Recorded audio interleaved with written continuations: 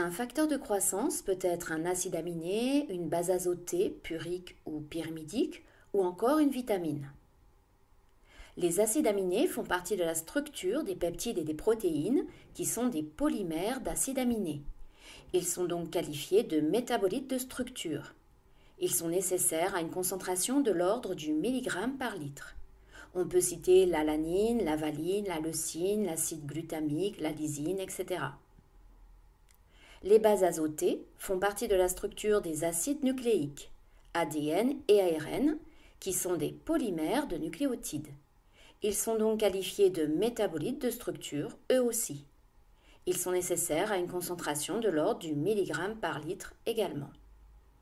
Elles comprennent l'adénine, aussi nécessaire dans l'ATP, l'uracile, la thymine, la guanine et la cytosine. Les vitamines, enfin, sont des coenzymes ou des précurseurs de coenzymes nécessaires au fonctionnement de certaines enzymes. Étant réutilisables, elles sont donc nécessaires à une concentration bien plus faible, de l'ordre du microgramme par litre. On peut citer la biotine, l'acide folique, la pyridoxine, la thiamine, la cyanocobalamine, l'acide pantothénique, le nicotinamide, la riboflavine, etc. Notons que certains milieux de culture sont enrichis par des liquides biologiques comme le sang, le sérum, le jaune d'œuf, qui apportent de nombreux facteurs de croissance. Dans certains cas, les besoins en facteurs de croissance d'une espèce microbienne donnée peuvent être satisfaits par la présence d'une autre espèce microbienne qui synthétise le dit facteur.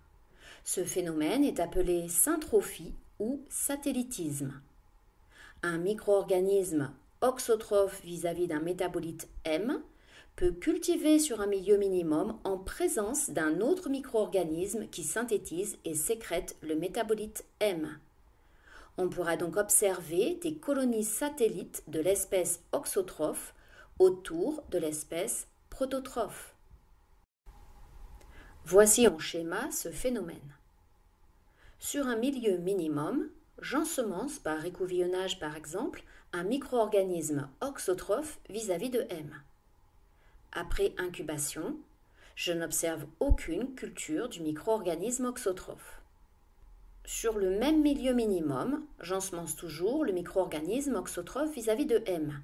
Mais cette fois-ci, en plus, j'ensemence un micro-organisme prototrophe qui produit et sécrète M par une strie centrale.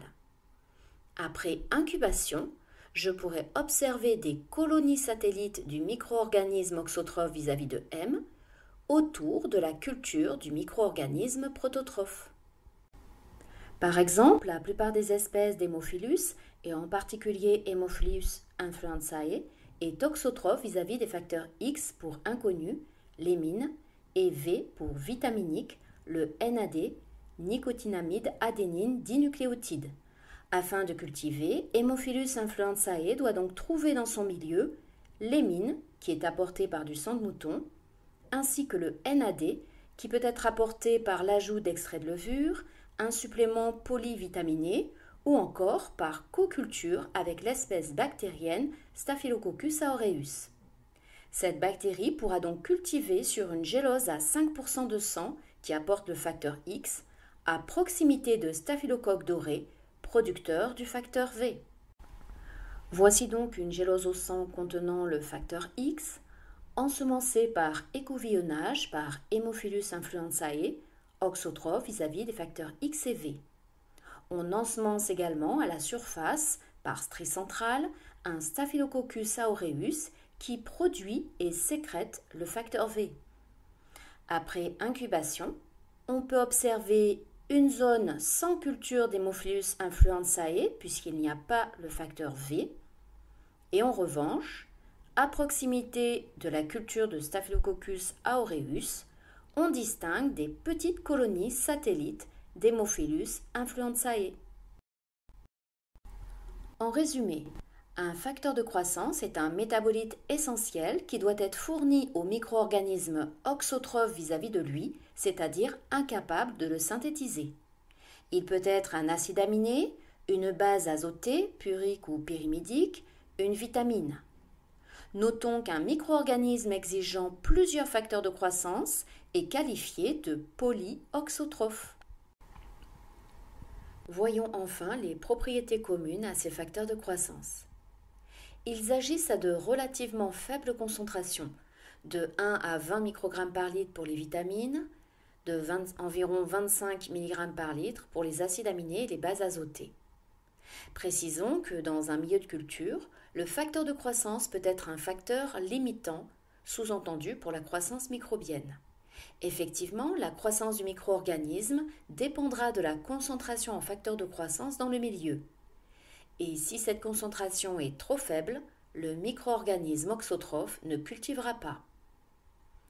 Cette propriété est utilisée au cours du dosage microbiologique d'une vitamine, car la zone de croissance du micro-organisme auxotrophe pour la vitamine est d'autant plus grande que la concentration en vitamine dans le milieu est élevée. Ils ont une spécificité d'action étroite. En effet, une petite modification structurale d'un facteur de croissance peut totalement l'inactiver. Reprenons l'exemple de Proteus vulgaris qui est auxotrophe vis-à-vis du nicotinamide. Nous avons vu qu'il pouvait cultiver dans un milieu minimum à condition qu'il soit enrichi en nicotinamide. Maintenant, remplaçons le nicotinamide par l'acide pyridine 3 sulfonique dont la structure est très voisine. Proteus vulgaris ne cultive pas. Et dans un milieu contenant du nicotinamide et l'acide pyridine 3 sulfonique dans certaines proportions, cette bactérie ne cultive pas non plus car l'acide pyridine 3 sulfonique se comporte comme un antimétabolite. En particulier, il va se substituer au substrat nicotinamide pour la synthèse du NAD qui ne sera donc pas produit. L'acide pyridine 3 sulfonique exerce donc une inhibition compétitive de l'enzyme responsable de la synthèse du NAD.